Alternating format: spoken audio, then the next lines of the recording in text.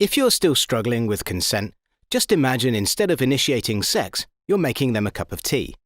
You say, "Hey, would you like a cup of tea?" And they go, "Oh my God, I would love a cup of tea, thank you." Then you know they want a cup of tea. If you say, "Hey, would you like a cup of tea?" And they're like, I'm not really sure. Then you can make them a cup of tea, or not, but be aware that they might not drink it. And if they don't drink it, then, and this is the important bit, don't make them drink it. Just because you made it doesn't mean you're entitled to watch them drink it. And if they say, "No thank you," then don't make them tea. At all. Just don't make them tea. Don't make them drink tea, don't get annoyed at them for not wanting tea. They just don't want tea, okay? They might say, "Yes please, that's kind of you."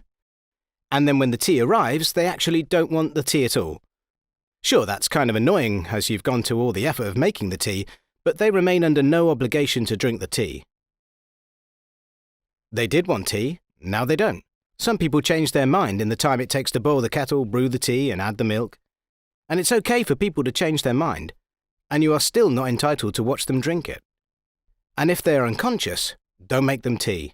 Unconscious people don't want tea, and they can't answer the question, "Do you want tea?" because they're unconscious. Okay, maybe they were conscious when you asked them if they wanted tea, and they said yes, but in the time it took you to boil the kettle or brew the tea and add the milk, they are now unconscious. You should just put the tea down, make sure the unconscious person is safe, and this is the important part again, don't make them drink the tea. They said yes then, sure, but unconscious people don't want tea. If someone said yes to tea, started drinking it, and then passed out before they'd finished it, don't keep on pouring it down their throat. Take the tea away. Make sure they are safe, because unconscious people don't want tea. Trust me on this. If someone said yes to tea around your house last Saturday, that doesn't mean they want you to make them tea all the time.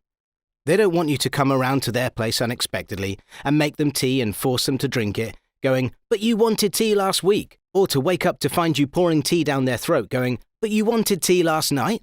If you can understand how completely ludicrous it is to force people to have tea when they don't want tea, and you are able to understand when people don't want tea, then how hard is it to understand when it comes to sex?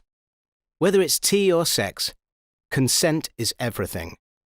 And on that note, I'm going to make myself a cup of tea.